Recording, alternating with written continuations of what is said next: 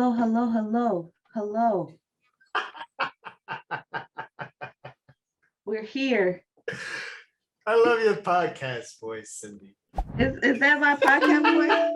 As soon as you press record, I'm trying to be next Quiet Storm I love it. 2022. I love it. Hello, hello, hello. Welcome, y'all. Soft and warm, Quiet Storm. If I had a vagina, it would like drip. Would it? Your booty could drip. Your vagina could drip for me. Ain't nothing wrong with it. I don't have a vagina. It just depends on what kind of drip directs us into what kind of conversation this ends up being. But so my name is JxS Hek, and I am the you did that. You did that, by the way. I am the podcaster from Just Another Podcast. Are you? Okay. I am Cindy Lee. I am the host of Sex on Shuffle, Sexing and Shuffling. And today we might talk about sexing and shuffling. We'll see what spirit leads, but we thought about talking about balance within your life and what the hell does that even mean? Yes. And how does it show up for us? So talk to me. When you think about balance, what is the first thing that comes to mind, or what do you hear when I ask you, is your life balanced? Being even keel. Not being too much of any one thing. Just kind of it doesn't, things don't have to necessarily be the greatest in your life, but within yourself, you're able to manage yourself, manage your emotions, manage your life and how things are day to day.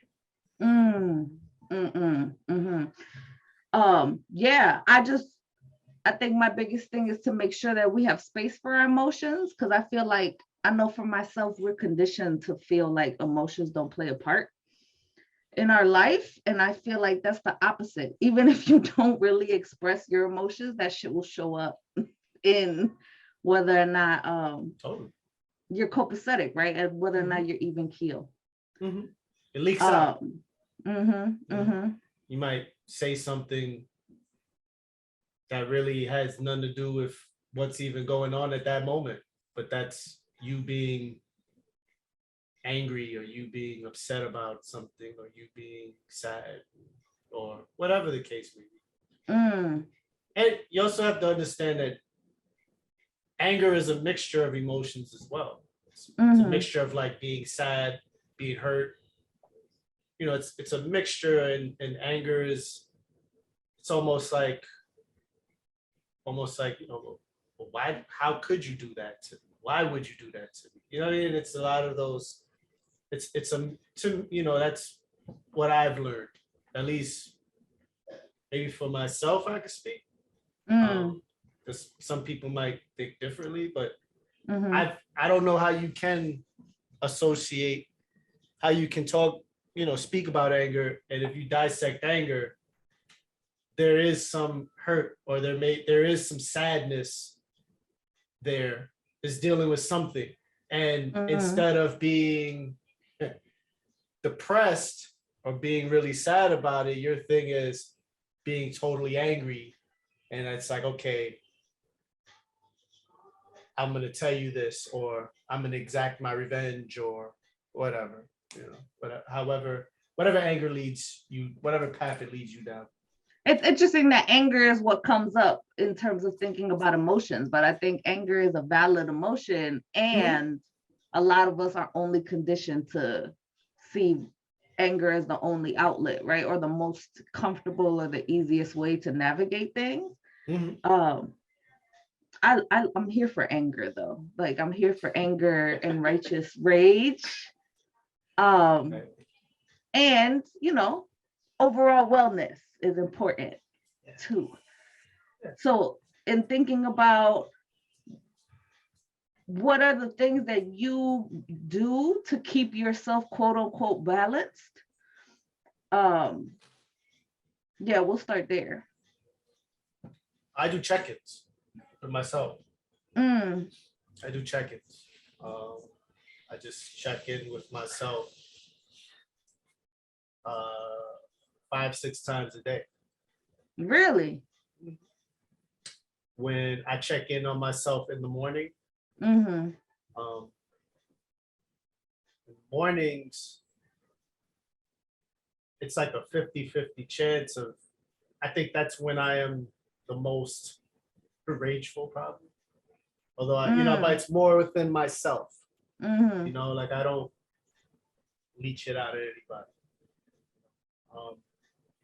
I just think about, I wake up and I'm like, oh God, I gotta be awake. You know what I'm saying? And all the other things that are in my head are just like, oh God, okay. Why can't I be rich? Even though That's what you wake up with. Right. But then, that wouldn't solve my problems anyway. But that, those are things I'm just like, oh God, I gotta be awake. Why did I go to sleep so late? Why, this is like blaming myself. But then I check in, I'm like, okay, yo, listen, relax. Go get a bowl of cereal. Turn on the TV. New episode of Moon Knight on Disney Plus. That's a cheesy plug. Go watch that. Tell your job you're gonna be late. If you got that option, just call. Say Disney is calling. You check in, and then as I'm walking to the train, I'm checking in. Professionally and personally checking in. Okay, these things I gotta do. Then, then when I would, like at lunchtime, I check in. Okay, what happened? What's going on? Is everything good? What could you do better? What's bothering you if there's something bothering you? Then when I'm leaving to go home, when I get on the train, I'm checking in. And then when I come out the train, I guess you could say I continue it. Or so technically that might be 4 times, but I'm checking in. And then when you quantified it. And then when I lay down, I'm checking in. I'm reviewing my day, and I'm like, okay. I'm like, all right. But that's what I do, and I, I mean, I'm a human being, so it doesn't always work, or it doesn't, balance is a really hard thing for me. Even though people don't get the sense of that. You would think it's, oh, Hector got it. He's okay, he's good. But that's not always the case. But I check in with myself to keep, so that way, that I can always, because at the end of the day, you have to rely on yourself. You're the first line of defense for anything. Yes, you can have a support system, but relying on that, you're going to end up setting yourself up, because what if that support system isn't there? And then you just, it comes back to you either way. So, you can, the support system is a great add-on addition, but you got to work. The work has to come from you. And that's what I do. It's it's everyday thing. It's 365 days. It's ongoing. And, I mean, yes, I have trauma. Yes, I have, there's stuff that I could go on about. I've tried therapy, that didn't work. Didn't work for me. At least I didn't find the right person. I'm just like, I'm not going to keep searching. I got it, So, and that's really for like the people that are just like, oh, you just got to go to therapy. You got to find the right person, and it's like trying to find the right mate. Shit is hard. You know what I'm saying? Shit is hard. It ain't easy, because you got to find the person that's really interested in what you're going through or whatever. And I had never found that. So I was like, you know what? You know who really cares about what I'm going through? Me. So I'm gonna work on that So that's interesting. So you need a therapist to be like, it sounds like you've had a therapist that maybe wasn't engaged, or you felt they weren't interested in you, in your not interested in you like on a dating sense, but interested in you in terms of investment. I mean, you don't have to answer that, but I understand. I think therapy is important, but it's a tool, right? Like it's a tool if that tool is what works for you. Right. There's other ways that we get healing from, and sometimes, you know, therapy is there from when it's helpful, but sometimes, you know, therapy has different ways of healing, and not everybody's going to be the same, especially if we're talking about, you know, finding therapists that understand certain traumas or what it's like to have the lived experience of like a Black or brown person or some other marginalized identity. Sure. So I get that. And I feel like it's a both and, right? Like balance in your life needs to show up, but I feel like balance for me also means balancing the other parts. Because I feel like community is important, and not at the detriment of you not being able to have your autonomy and be able to be centered and self-aware in that way, right? To be able to have those check-ins. I don't know how many check-ins I have, but I know checking in is what grounds me, right? What centers me. So when you feel those influx of different emotions or feelings, you can step back, or you could take a breath and have that conversation with yourself rather than that conversation being outside of you. But I also understand the importance of having community, right? And having folks that hold each other accountable, without being feeling like you only can do that with other folks, or feeling like I feel like there needs to be a balance there too, because I feel like we've been conditioned to be individual for so long, and that shit ain't sustainable. I think after a while you realize that yes, it's important for you to know you and know for self, and don't throw the folks in your life away, right? Or don't make it so that y'all are codependent either. So it's like playing with that. Other communities do that. Why can't we? I mean, we do. I feel like there's lots of instances where we do. And just like how you can say that on the outskirts, folks might look at you and be like, oh, you have it balanced. And you know that internally that's a constant action, right? We don't get, this isn't a video game where we can get to a certain level and be like, all right, we good. We took care of all the traumas, that shit that happened back in the day. It's not gonna creep up. It's always gonna be an opportunity where that slips back up. And that's why this shit is a practice.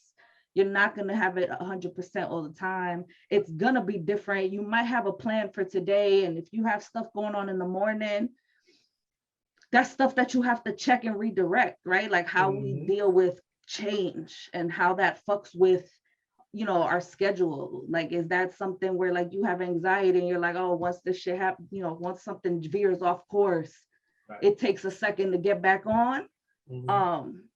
I think it's recognizing that we all are different and we all have different ways of doing that and balancing that, and that there's not a specific expectation that sometimes some folks will be unrealistic about it because we are adults or because we're at a certain age, when a lot of us weren't brought up with, you know, understanding of emotional intelligence and how to regulate ourselves and shit like that. So like emotional intelligence. Right. Emotional intelligence growing up for me was, yeah, that happened. I move on. And still, that's still a thing. And you know, in hindsight, that shit didn't work because all of, you know, my parents and their generation was damaged. And the damage was apparent through the vices that they engaged in.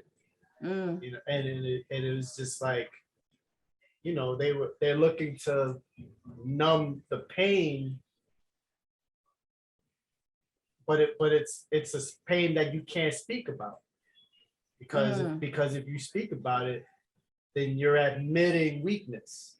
And so because it's the survival of the fittest, you know, you don't speak about your pain. You know, it's, you know, don't cry, get up, you're gonna be all right.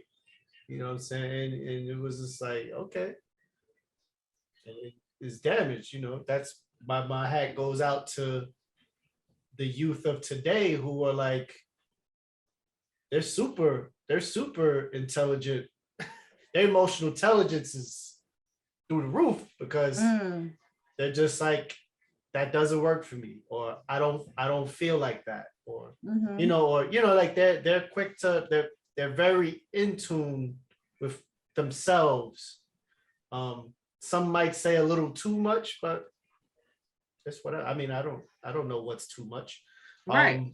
So, you know, but it's yeah, it's, you know, emotional intelligence is something that I learned just a couple years ago. Like, so, you know, it's a practice. It's definitely a practice in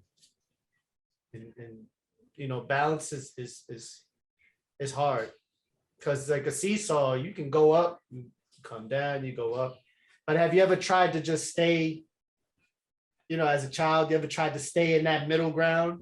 And how hard that was because each person had to center themselves appropriately to the other person to stay that way. And it was just like, you know, you could stay up for as long as that person wanted to keep you there. And then you stay down for as long as you wanted to be there. But to stay even keel was just like, that was like the challenge. You know, we used to have a game where who could stay in the middle the longest. Yeah. I never won.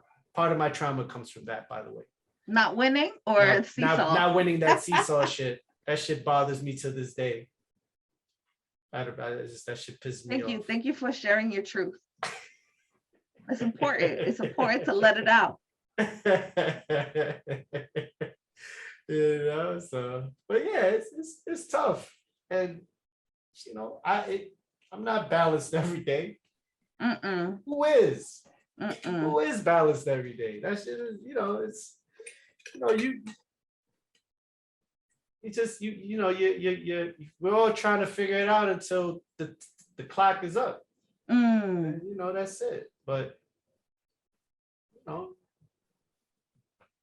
I think I like, shout out to P the Fairy, is somebody I follow who does a lot of stuff around spirituality and like human design and shit like that. But I like the way that they said, when it comes to balance, sometimes people think balance is like certain things have to be higher, like they always focus on the positive way of how balance should look like when there's so many parts of you that exist. I like when she was like, I'm not looking for balance, I'm looking for harmony, right? So like if all, you know, whether it's positive or negative, it's parts of myself, I just want them to get along in the ways that need to work today. So like if today is a pissed off day, it's not about not making me pissed, because maybe there's valid reasons for why you're pissed. I could give you a list right now and I don't even know what happened in the news today, right? But it's how do we let these feelings be in the crib and be like, okay, right? And still do whatever got to get done, to the point of wellness though. Because I think a lot of times, I know before when I was still living in New York, I think now too, I feel it. I'm very present with waking up with urgency, right? Because I feel like we're taught that urgency is what's necessary, right? When urgency is a characteristic of white supremacy too, right? This movement that we gotta be, you laugh, but I'm dead ass. Hopefully y'all been doing work.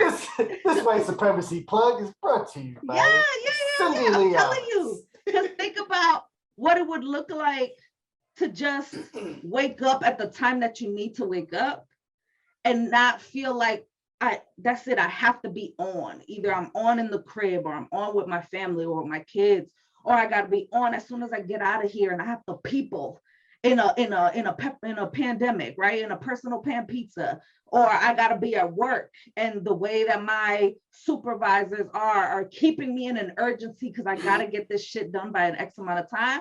What do you think that's doing to like our stress levels? Some people thrive on that. And I want to honor that too. But some people are like, you are frazzling the fuck out of me, and it's the anxiety is making it so that I'm being conditioned not to do work well, but to do work quickly, right? Depending on, you know, what you got to do as far as like your everyday profession or things. Yeah, we've worked at places like that. Right. I don't think the place where we worked together was like that. Because we kind of dictated. We held the power in that. But I've worked at places like that. I thrive off that. Just because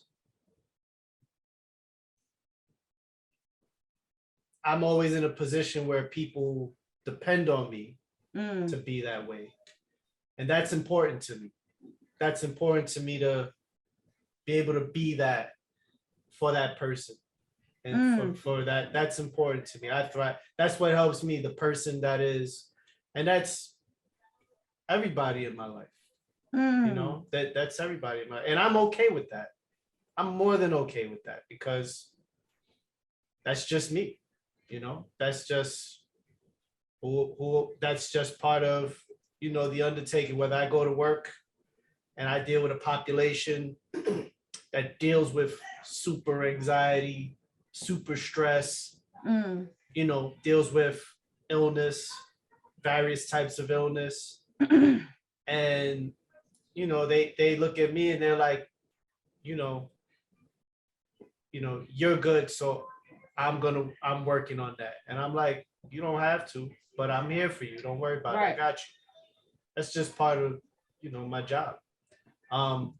Do I feel like sometimes I wish I could take a day off from that?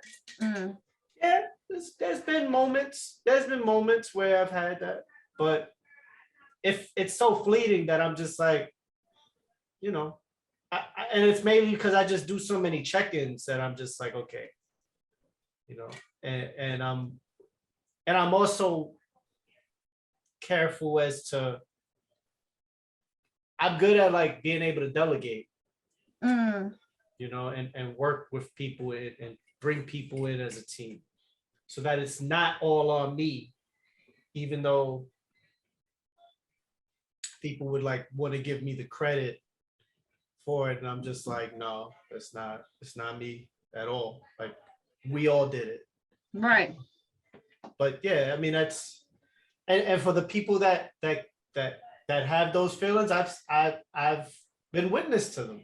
And it's tough. It's tough. And it you know, it's a struggle. My heart goes out to them because it's definitely, especially dealing with like anxiety. It, you know, a panic attack feels like death. You've ever had one? Have you ever had a panic attack before? Me? Yeah. Yes, but I don't know if it felt like death for me, but I have. Felt like I couldn't breathe. Yeah. I equate that to death. That's death. Yeah, that's death. You can't feel like you can't breathe. Yeah, like you like, oh shit, like wait a minute, why does my heart feel like that? Hey, nothing's really happening to your heart, it's your brain. Yeah. Your brain is the one overjuiced. Yeah, that shit sucks. It's a hard but that's what shows too, that even somebody who thrives off of being in a leadership position or delegating or being of service to people, that needs balance too.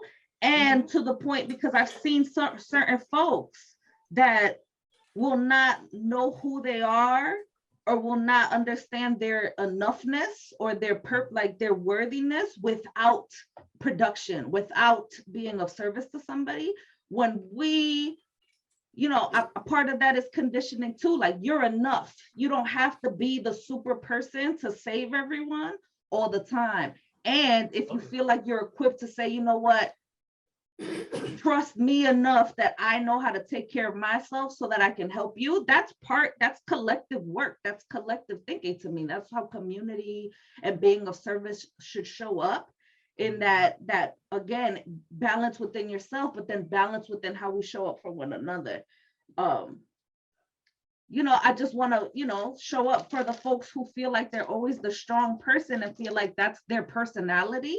I want you to have a personality outside of that, right? Like I want you to feel enoughness and feel like you don't have to go above and beyond to be worthy of friendship or love or purpose or to be alive in this earth. Like so many people feel like they have to do a thing or be a thing or produce a thing in order to be a human or like to have human rights. Yeah, totally. Yeah, definitely. Again, I deal with people who feel like that, like on a day-to-day basis. Mm-hmm. And it's there is a conditioning to that. Totally is. And I mean, it's I mean, we can't, I guess we can root it in white supremacy. But I think a lot of that still comes from us. And we need to be able to see it for what it is, because it's funny. I'm gonna be honest. When I work for people of color, it's like go, go, go, go, go, go, go, go.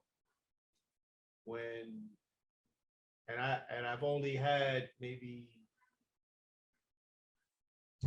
two supervisors that were white my whole life, that were Caucasian. Mm-hmm. They were the ones that were like, well, wait, hold on, wait a minute. Like, let's talk about this. But that's person specific though, right? No. And I get what you're saying. Because it dates back. It goes back to, and it's generational. But what I'm also saying is that we also have to take accountability for ourselves as well. I think that, we're all, whether it's generational or not, there are, it also comes from within us. And we have to be able to check ourselves, and it's not to say that it doesn't come from white supremacy, but at some point, we don't have masters and stuff anymore.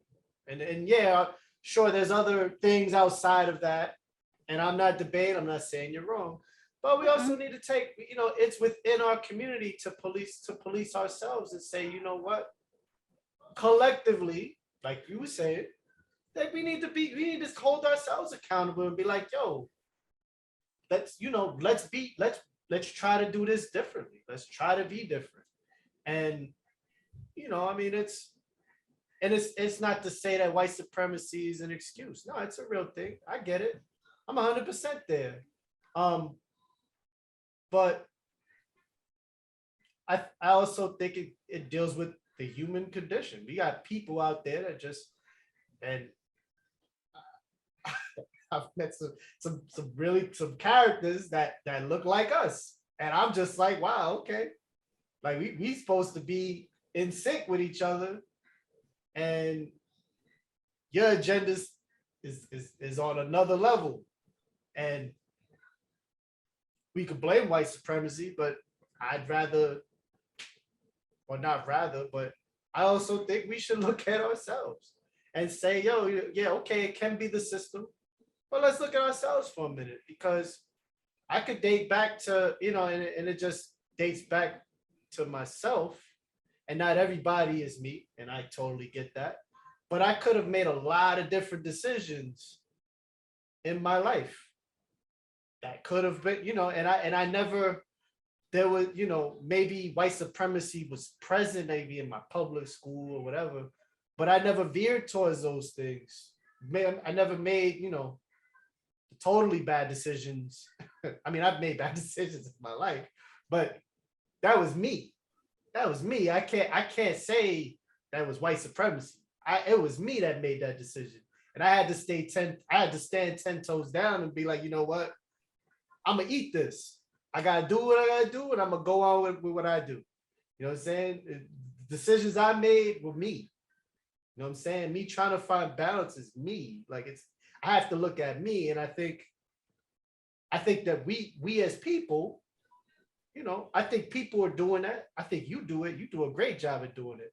but there are other people that need to do that. And I think that starts the healing process for us as people to look and say, yo, you know what? I'm gonna look at all these external things, but let's look at myself and say, and there's no blame.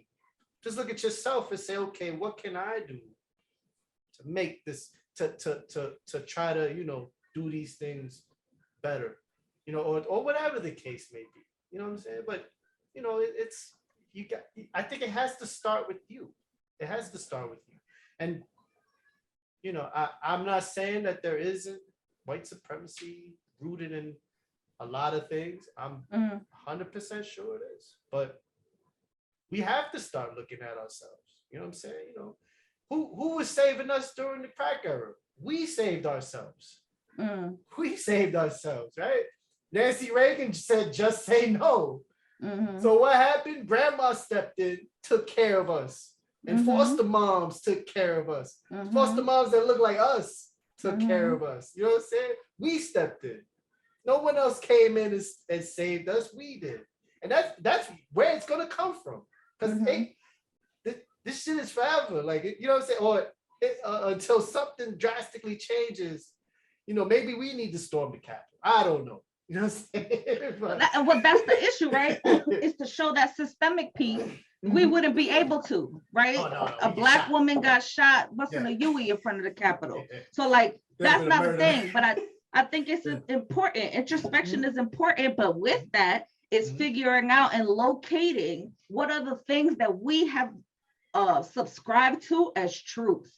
And is that shit true? Because some of the shit that we believe in or have been conditioned to believe in, or we believe in because everyone in our circles believe in, some of that shit is rooted in white supremacy, even if we don't realize it. They don't got to be white people, right? Like this dude I always bring up in my workshops, he's a spoken word artist. His name is Wante. He said, white supremacy isn't the shark. White supremacy is the ocean, right? So it's looking at where does that show up, right? Like, how do we treat one another? Because sometimes that shit shows up in us. We were raised in these systems. We were, some of us assimilated or did things in proximity to what we thought success was. And if success is always aligned with whiteness or with capitalism, right? Because people don't like when I say white supremacy, but capitalism is indicative of that, right? This belief that we ain't shit unless we producing, right? To the point that we can do this, right? Like that's how that shows up. That's why nobody can buy a house right now, right? Like, but we already talked about capitalism. We already had an episode of that. But I think that it's the self-awareness piece that shows up around where is my responsibility and my choices, and having grace around those things like, oh, I thought fucked up, I could do better now. Or I used to be shitty to my people and throw them out or ghost them or think it's your fault, you're a crackhead on the street or whatever. Or the fact that you use the language of crackhead versus knowing that there's a lot more layers than, oh, you just wanted to get high, or, oh, you wanted to numb or self-soothe, right? Like there's things that we don't know because all of us are individual. Yeah. Even within the Black and brown communities, that shit ain't monolithic because there's Black and brown people caping for white people all the time, right? And I feel for them because I know that comes from a place. And, like I said before, I could be here for like the liberation piece of you, but that don't mean we got to be homies. That don't mean we got to be in community, right? Especially if you sit here low key showing your ass or like only, only caper for Kardashians or somebody light skinned or someone pretty or a celebrity, right? Like, and not motherfuckers on the street, or like you'll say protect Black women on Twitter and then still cross the street when you see somebody of color, right? Like those things show up in us. Just locate it with yourself and stay 10 toes down to that. That's it. That's all. That's it. Yeah, it's crazy too because so today, I was talking to somebody and they had on a pair of Patrick Ewings, and I don't know if you remember those. I think you might have been you were young. You were young, but you were born, you were around, but Patrick Ewings, I was around for Patrick. Like your sister would definitely know about like Patrick Ewings and like the need to have them, right? Yeah. And like you were like everything, and then And then the following year, I had finally got a pair, but the time had passed, and it became the felines with the strap. Right? You had to have the felines with the strap, or with the strap, with the strap, because that was like the thing. And I can remember like the Ewans just took me right back to that point where it was just like, oh yeah, oh you're poor because you don't have the felines. And I'm like, we all live in the projects. What are you talking about? Like we're all poor. And right? You know, I laugh about it now, but you're very true about that. Like that's definitely, especially where I was living at the time, that was like the mindset. And I was living on Staten Island, which is super segregated anyway. Especially back then. All the projects are towards, all the public housing is, I guess it's the north of the it's closest to, you know, as you're going to it's the sectioned ferry. off. It's going to the ferry. And then right. Like Port Richmond is like the gate to, you know, like if you kind of came up, you moved to Port Richmond. Like you didn't really, you know, you didn't go to Tottenville yet, or you didn't go to like, you know, the further out by the mall where all the mobsters live with the $1 million homes and stuff. Yeah. And that was definitely the feeling. It was like, oh, you ain't got, like, you're poor or whatever. It was like the have and the have nots. Right. But we're all living in the projects. So, you know, if we all had or had not, if we all had, we really wouldn't be living here. Right. We all here. Yeah, we all here. But it's tough to see that at that time, you know, especially, you know, it's just part of, and then a lot, you know, and a lot of that stemmed from the previous generation, because that was like, you know, being a child, I never understood that. Oh, you looking like a poo putt. That's like a Harlem thing. Oh, you know, I heard that. Oh, you looking like a poo putt right now. You got a scuff mark on your Adidas or whatever. And I'm like, what the hell is a poo putt? I'm like 5s. Like, what the hell is a poo putt? But I knew, okay, I don't want to be a poo putt, so you know, I got the toothbrush. That's what this means. Yeah, so you know, and you associate this stuff. You associate that with a status of not being that, you know, and it's you know, I think within our community particularly, it's a culmination of all those traumas that lead, you know, you grow up and then it's like you have to find balance, and it's like have years of all this stuff. Yeah, you know, poverty is one layer. Being a person of color is the next layer.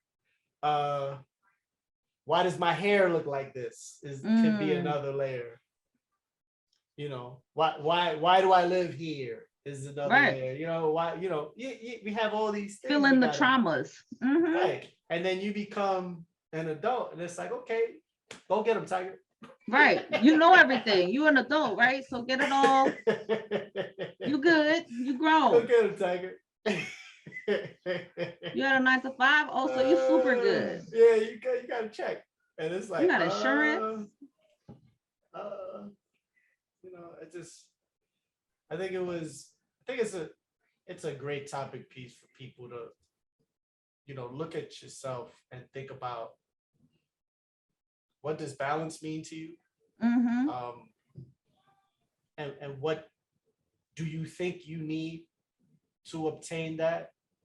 And you know, these are, you know, I always, when I talk to people, I ask them and I tell them, this isn't something to answer me. You don't have to ask. It's not a question I want you to answer. I want you to process that yourself and think about it. Because it's, you know, there is no right or wrong answer with that. It's something you kind of gotta, you know, it's trial and error. It's you know, it's learning from experience. That didn't work for me today. Yeah. Try it again, maybe see if it works tomorrow. If it don't work, you know, feels is a tough thing. You know, it's definitely something that I think this generation, Gen Z, is gonna have a greater handle on, and hopefully they have a planet to be able to. I mean, that's a whole other thing, right? But I think that's a perfect segue and a way to close is for folks to be like, you know, as folks are listening, what are your expectations around what balance is for you? And what's the reality of what is helpful for you with balance? Because sometimes they don't sound the same. And let us know, do you agree with us? Do you agree about the generational shifts? How do you show up for balance in your life? So we can share stuff with each other. Did you own a pair of Ewans back in the day? Did you own a pair of Ewings? Did you too have Ewing trauma that you want to unpack? Share that with us. And on that note, did you label my trauma? Did you label it with a Ewing? That's a valid Ewing related trauma. So on that note, because time on task, thank y'all for listening. This is Cindy Lee, Sex on Shuffle. Just Hek, just another podcast. We'll holler. Please. You labeled my trauma. Go to work. I'll see you. I see.